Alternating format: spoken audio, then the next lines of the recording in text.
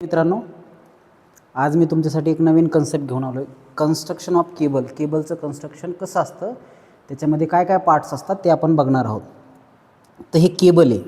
केबलमध्ये innermost जो part आहे त्याला आपण काय म्हणतो, कंडक्टर म्हणतो. त्याचं काम काय, करंट कॅरी करणं. ओके. त्याच्यानंतर एक सेमीकंडक्टरची स्क्रीन असते, वरचं प्रोटेक्शन.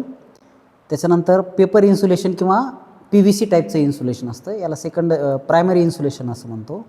त्याच्यानंतर परत एक इन्सुलेशनची स्क्रीन असते, प्रोटेक्शन असते, याला आपण सेमीकंडक्टिव्ह इन्सुलेशन म्हणतो.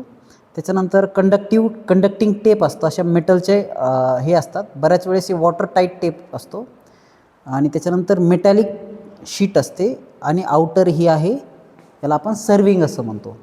त्याला जर आपण शॉर्टकट फॉर्ममध्ये जर बघायचं म्हणलं तर हे कंडक्टर, त्याच्यानंतर पेपर इन्सुलेशन, त्याच्यानंतर बेडिंग, त्याच्यानंतर वायर आर्मरिंग आणि नंतर आउटर शीट किंवा ज्याला आपण सर्विंग असं म्हणतो. तर हे जर क्रॉस सेक्शन पद्धतीने दिसेल तर हे RYB हे जे समजा, आणि त्याच्यानंतर हे न्यूट्रल अशा पद्धतीनं. तर हेच केबल तुम्हाला इथे दाखवतो मी, तुम्ही बघू शकता. तर हे आउटरमोस्ट जो पार्ट आहे तो आहे सर्विंगचा. ओके. त्याच्यानंतर हे RYBचे 3 कंडक्टर आणि हे न्यूट्रलचं कंडक्टर. आणि त्याच्यामध्ये जर वरून बघत गेलो आपण तर हे पहा, हे आउटर शीट झाल्याच्यानंतर वायर आर्मरिंग. आता इथं वायर नसताना इथं कंडक्टिंग स्ट्रीप असल्यासारखे आहेत. ओके. हे शिशाचे असतात, पण आता इथं हे लोखंडाचे आहेत.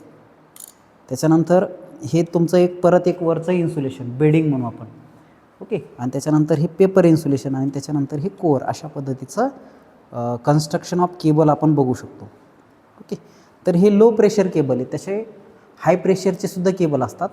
हे आपण 11 kVच्या खाली वापरतो, म्हणजे 440 व्होल्ट ॲप्लिकेशनला, सेकंडरी डिस्ट्रीब्युशनच्या ॲप्लिकेशनला वापरतो. परंतु जर समजा व्होल्टेज लेवल वाढलं, 11 kVपेक्षा जास्त जर वापरलं तर तिथं आपण हाय प्रेशर केबल वापरतो. त्याच्यामध्ये ऑइल असतं, ऑइल प्रेशर केबल, किंवा SF6 गॅस आपण सर्क्युलेट करतो कूलिंगसाठी. Okay. So this is a cable, LT cable आहे, लो टेन्शनचं केबल. ठीक आहे.